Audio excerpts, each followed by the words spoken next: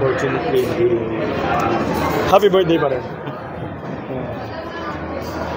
How do you feel?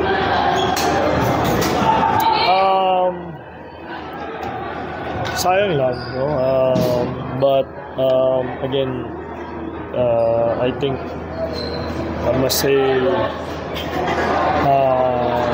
I'm very proud of the team na lumaban. Umabot kami ng Game 7, nagkaroon kami ng opportunity na Game 7. So I think more than that is really the experience of continuous playing in the Game 7. Hopefully in time, siyempre mga bata na yun hopefully in time, mabunot din ang tinik. So, sa Game 7 hindi pwedeng always na sayang, hindi pwedeng sayang lang na sayang. We have to do something about it. But again, I'm really proud of the players, especially those players who are playing heavy minutes.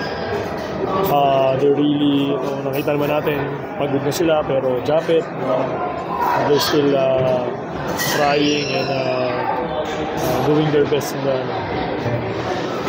the floor. So, a lot of positives pa rin nangyari, not only in this game but the whole season.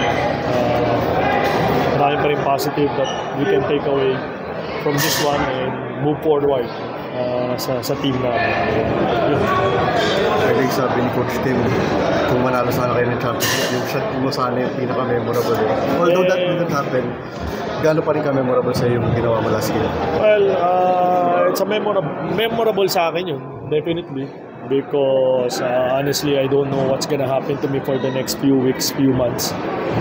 So, we'll see.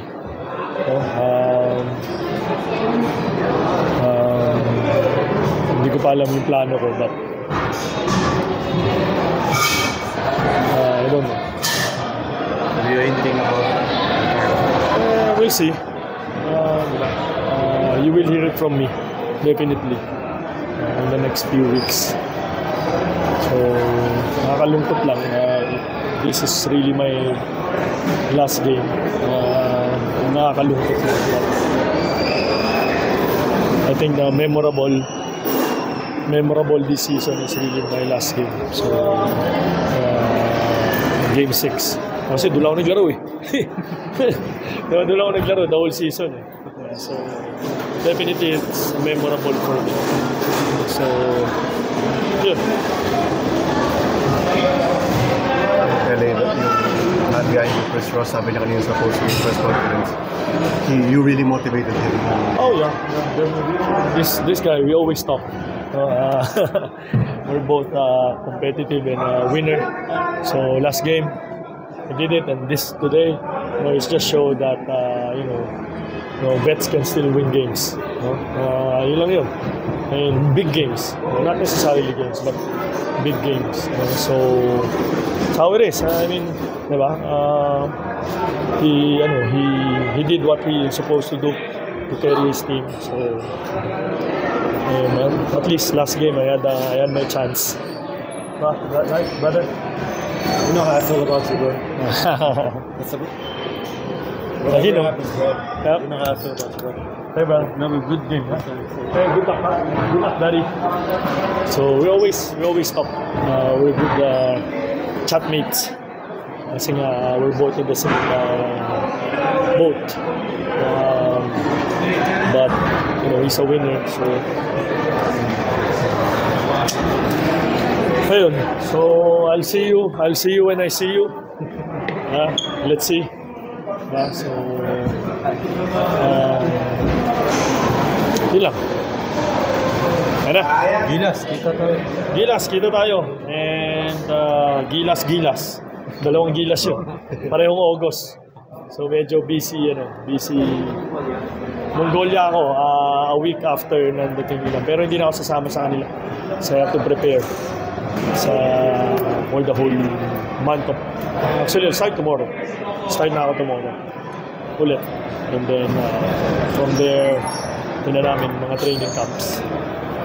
outside of the country? Yes, we're planning, but kakausapin pa namin mga schools kasi nag-start na yung school today. This week. So, kakausapin namin mga schools na namin yung schedule.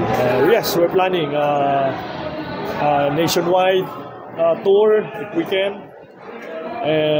Para ma-expose yung mga bata, and then anong tawag dito,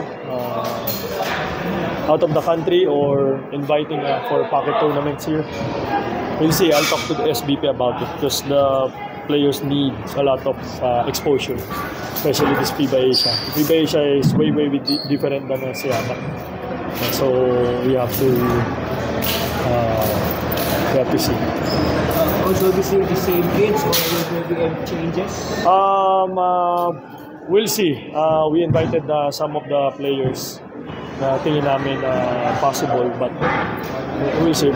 But definitely we'll prioritize the players who played for SEABA. Okay. Thank you, brothers. Thank you.